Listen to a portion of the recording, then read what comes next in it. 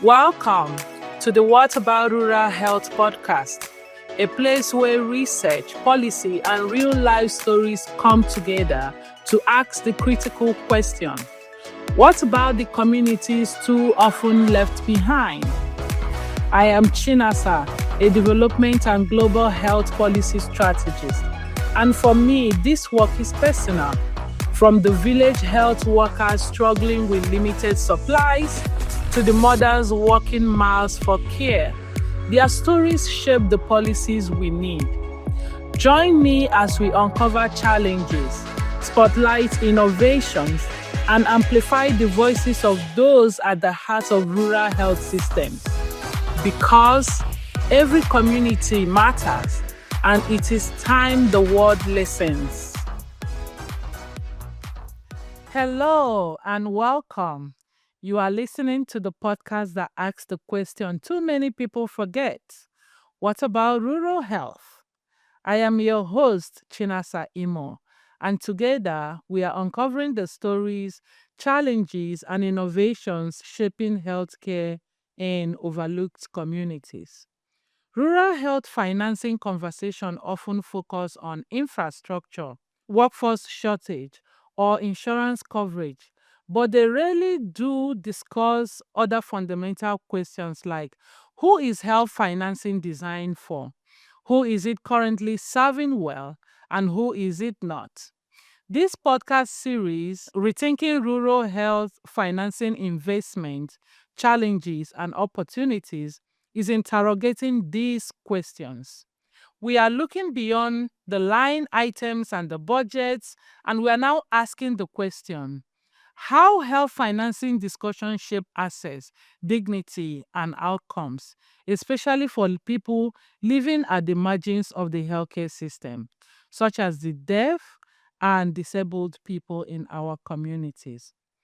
Across this series, we will explore how financial decisions influence who gets care, how care is delivered, and whose needs are prioritized, especially in rural and hard to reach communities. And today's episode is titled Excluded Voices: Financing Care for Deaf and Disabled Communities in Rural Health Systems. It highlights disability access because it exposes a fundamental truth. When system fails to budget for access, the design becomes exclusionary. And for people with different abilities, the cost of exclusion is deeply consequential. In rethinking rural health financing through the lens of deaf communities, we are talking about language access, community barriers, and the hidden costs that individuals and their families absorb when systems don't budget for their inclusion. But before I introduce you to my guest today, let us take a quick break. If you are enjoying this conversation, don't forget to subscribe to What About Rural Health on all our podcasting streaming platforms. We are on Spotify, Amazon Music, Apple Podcasts, Listen Now, and so on. And yes, we are on YouTube as well. Your support means a lot to us. Please like, leave a comment, share, and most importantly, drop us a review. It helps others discover this important conversation. All right. Welcome back to the episode. You are still listening to What About Rural Health with Chinasa Imo. Without much ado, let me introduce you to my guests. Joining me in the studio today is Grace Lester. Grace is a clinician, an advocate for the deaf community, and a researcher whose work sits at the intersection of health, justice, and human rights. She works closely with deaf individuals as they navigate healthcare systems, courtroom, and the carceral institution, a place where access to healthcare for disabled individuals becomes challenging when they are unable to receive tailored services. Grace is left deafened, and her advocacy is rooted in deaf liberation. Her work focuses in confronting structural violence against deaf people in the prison system through research, writing, and public education. She's also writing a book on the experience of deaf communities in prison. And this is important because in those settings, lack of access is not just about inconveniences. They can be life altering experience. We will take some time in this conversation to sit with that work and discuss what this means and what it reveals in our system.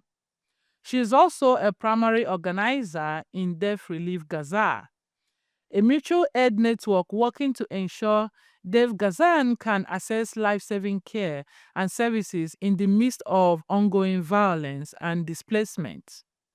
I want us to understand that today's conversation is not only about highlighting the healthcare needs of disabled people, but also how health financing priority delineates who we consider essential versus who we consider optional in our collective value system as a society, and who gets left out in that trajectory. I'm really grateful to have you here for this conversation, Grace. I'm really grateful to be here. I'm so looking forward to it. Thank you so much. And to our listeners, I want you to think about your own community. What does access actually look like where you live? Who bears the cost when systems are not designed for inclusion? And who get left out when financing decisions are made without differently abled community people on the decision table? So think about that while I zoom back and discuss with Grace. So, Grace, when you look across these communities, are there like services that you've seen that are categorized in resource mapping or budget prioritization? Because at the end of the day, we're still talking about resources and how financing and financing prioritization provides services that is needed. But have you seen in places where things are categorized as non-essential, but yet they are very foundational to how people get care?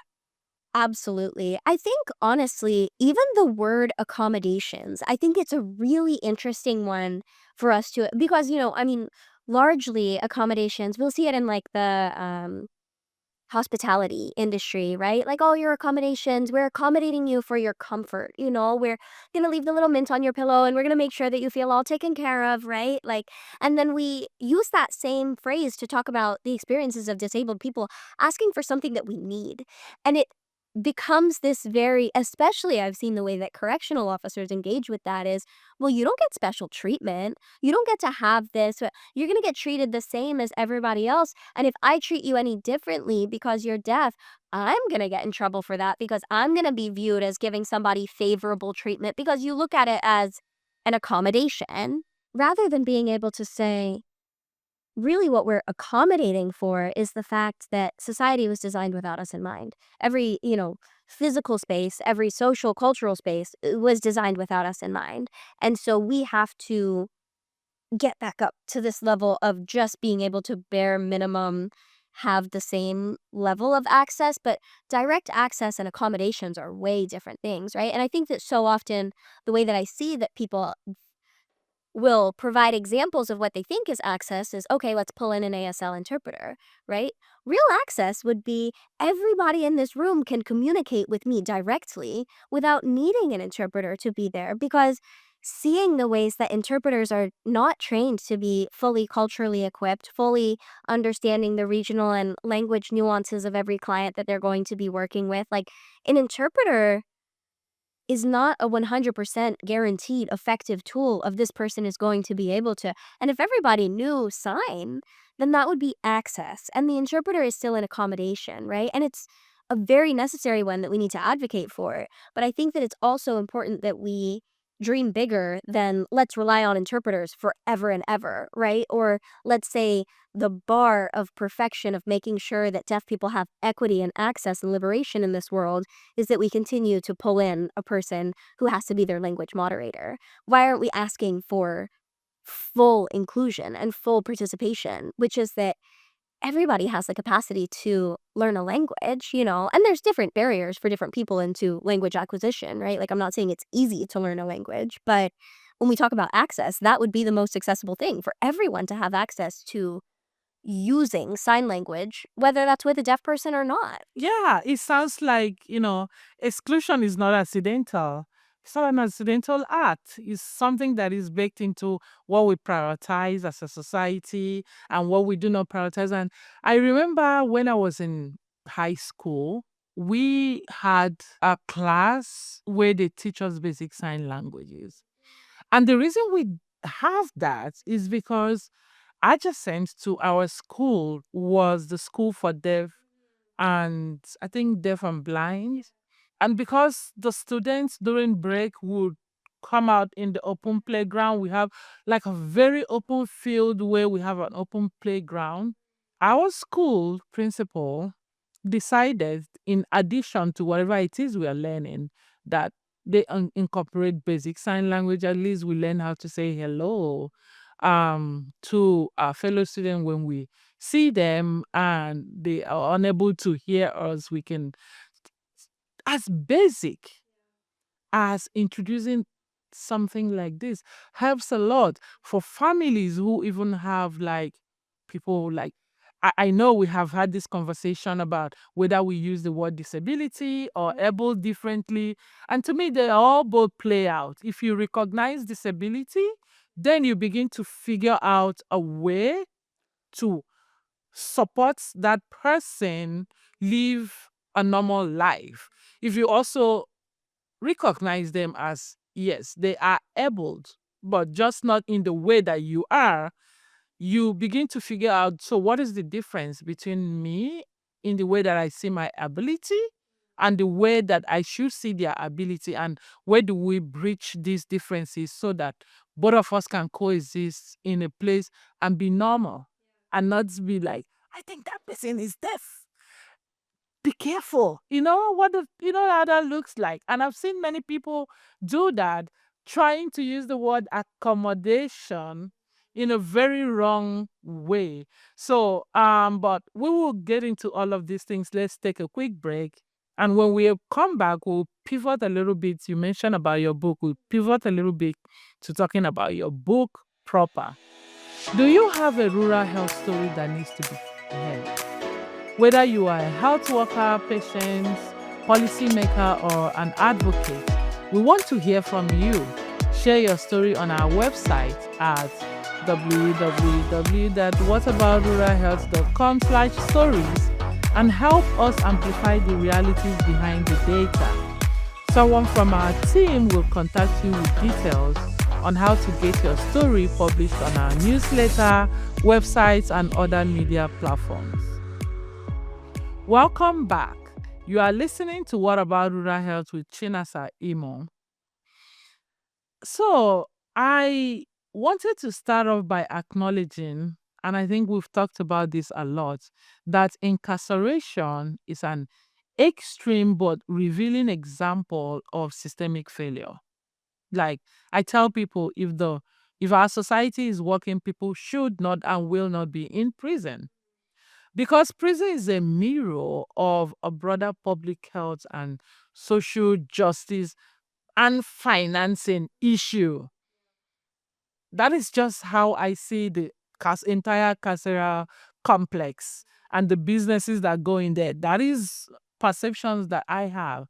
And within that, I want us to pivot in and look at your work in your book.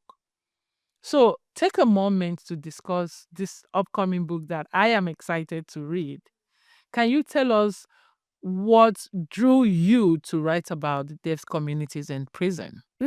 Yeah. And I mean, I think I've given a little context on what drew me into the topic itself.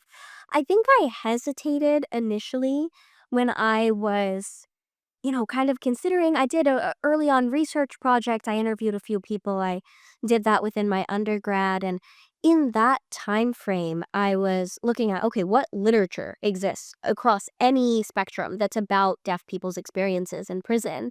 And it's so far and few between. Hardly anything exists at all. And the literature that does exist is largely developed by hearing people. It's largely developed by people who are, I read this article where it was saying, oh, there's more deaf people who are incarcerated because deaf people have less empathy than hearing people. I saw another article, and this was published in like 2006. This isn't like crazy, crazy old. 2006, it's talking about deaf people are incarcerated at higher rates than hearing people because they have something called primitive personality disorder.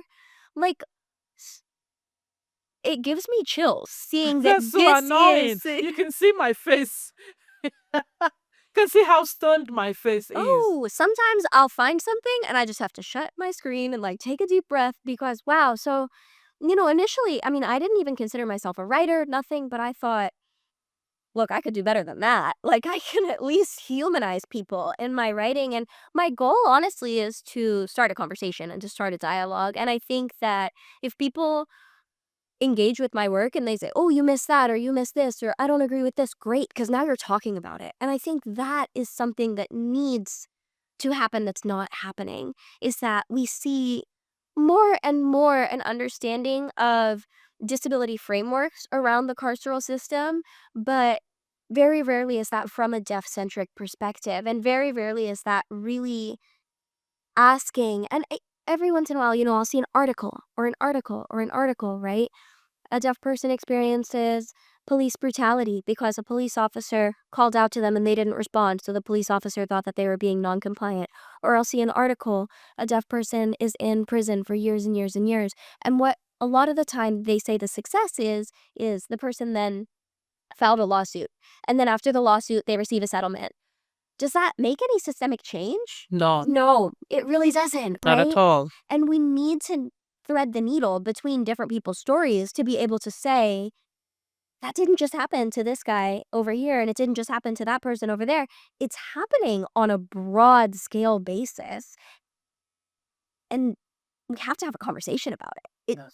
Urgently, like overdue. Yeah. So I think it wasn't the sense of like, oh, I'm gonna be a writer. It was more of a, well, if nobody else is gonna talk about this, then I guess I will.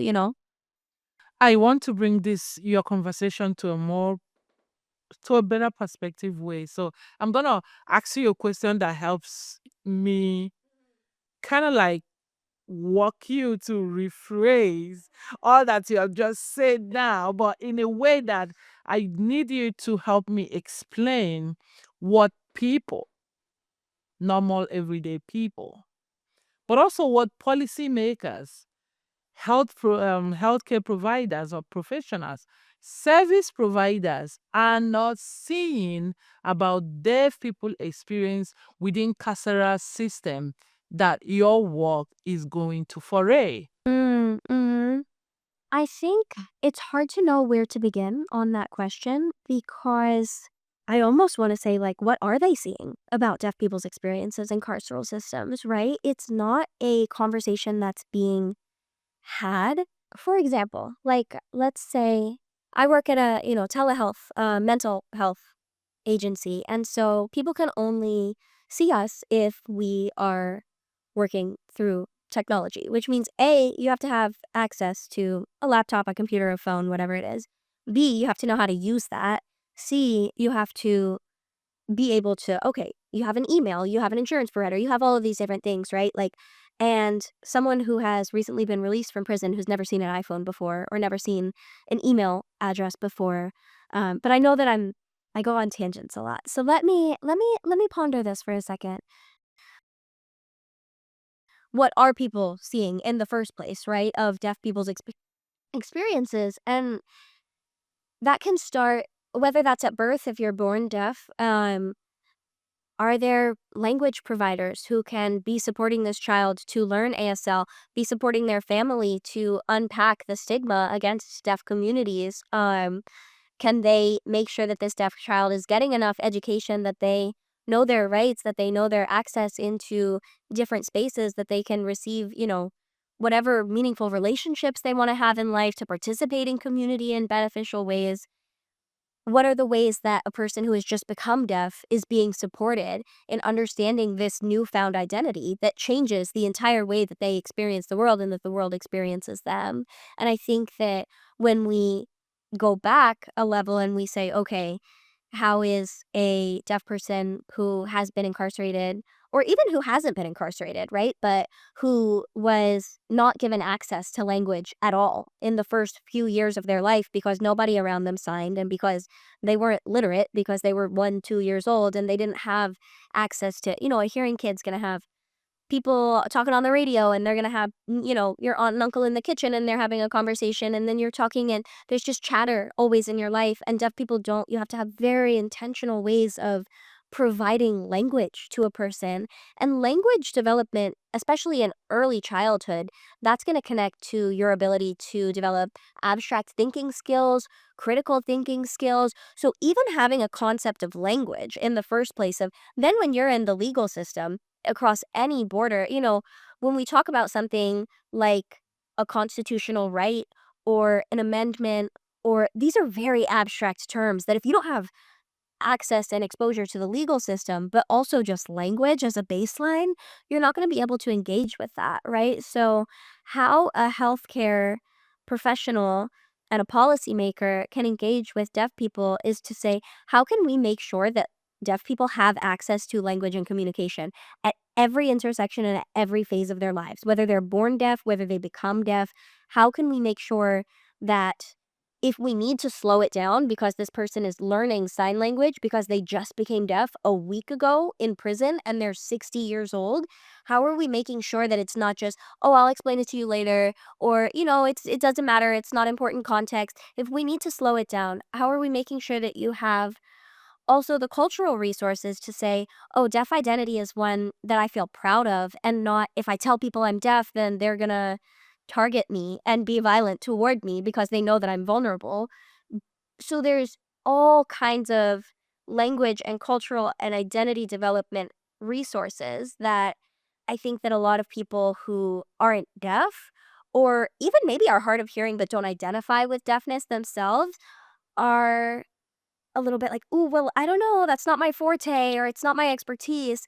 You don't have to be an expert to have a conversation with a person, to learn more about them, and maybe not to assume that this person is the expert of their own needs, but to be willing to learn together, right? This deaf person who just became deaf might not realize what their rights are or what they have access to. Just like when I was a kid, I didn't know that I could ask for captions or that I could ask for, more comfortable hearing aids because this is my first time being deaf and you're the one who I thought was supposed to tell me about it, but you're assuming that I'm the expert on my needs and I'm assuming that you're the expert on my needs. And so I'm just going with the flow and nobody's, intervening. So I think that often it's like asking questions with one another and then asking questions of yourself. Okay, if you're meeting a deaf person, this should not be the only time that you're learning or thinking about deafness. Go and learn and broaden your perspective and then see what works, continue to apply it. But yeah. Thank you. So I just wanted to add one thing and say, would you mind, without naming names or anything, share a particular story that captured the consequences of these systems in ways, that reflects in your book how probably maybe funding or access is impacting people with disability? Yeah, for sure. I think one that comes to mind, and this is a public case, so I will share his name because I actually think that it's important for people to research and learn his story. But there was a man in Florida named Felix Garcia, and he was accused of murder and had a strong alibi, um, substantial evidence to the contrary that he had been at all involved with this murder. He went in, and this is, we call it the death nod. And I do this, I mean, probably any conversation you've ever had with me and ever will have with me, I'll do it at least once. But it's when we don't fully know what's going on. So we just say, or we like laugh, you know what I mean? We call it the deaf nod, like, right, right, yeah, yeah, yeah, yeah. Because it's awkward to be like, Ashley, would you mind repeating yourself? A lot of the time when we're engaging with hearing people can't understand what they're saying. Just agree, it'll get it over quicker.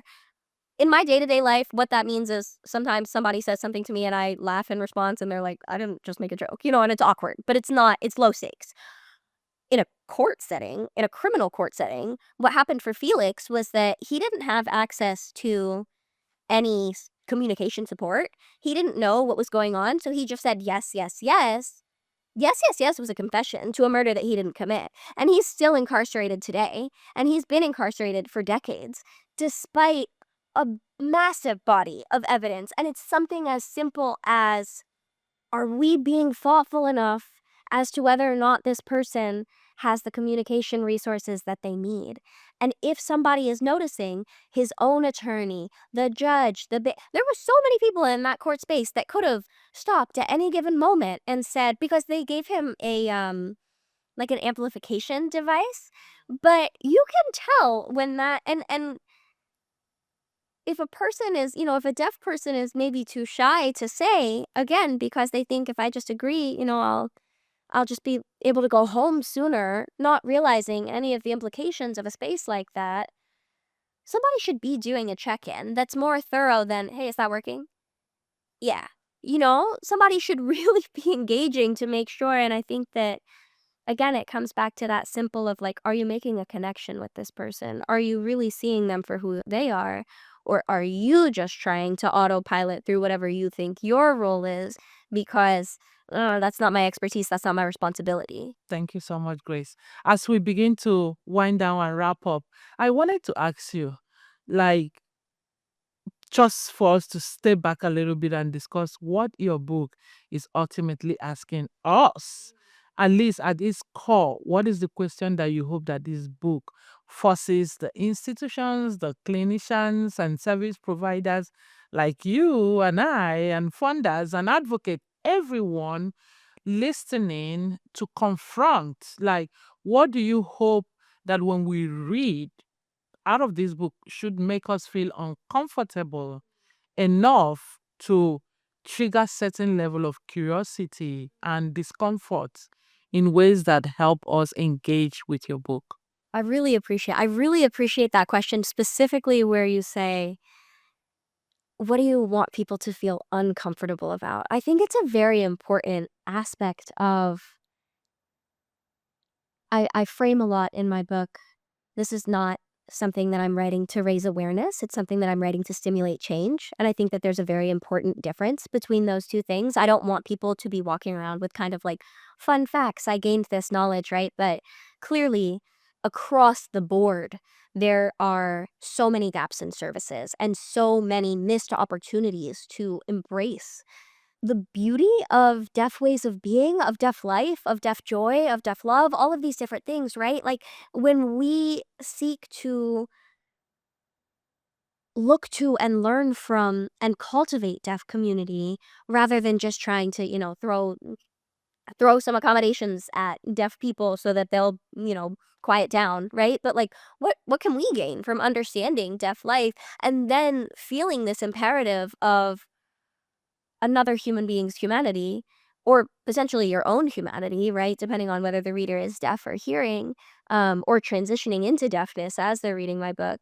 But to be able to look really within yourself and say, okay, what is it that my role? Am I a person who lives down the street from an ASL club that I can pop into now and again and pick up these basic, ways of engaging? Or am I going to engage with a little bit more of the deaf literature that does exist or deaf media that does exist? Am I going to be someone who thinks more critically if you're an interpreting program manager to say, hey, you know what? Why is it that all of the students of color who are being recruited into our program are not being supported enough to make it to graduation and are receiving all kinds of discrimination within the field when they're practicing, that they don't stay within the field, right? Like there's so many different issues. It's hard to say what each individual could do, but it's guaranteed to say everyone can do something and everyone has that imperative to do something.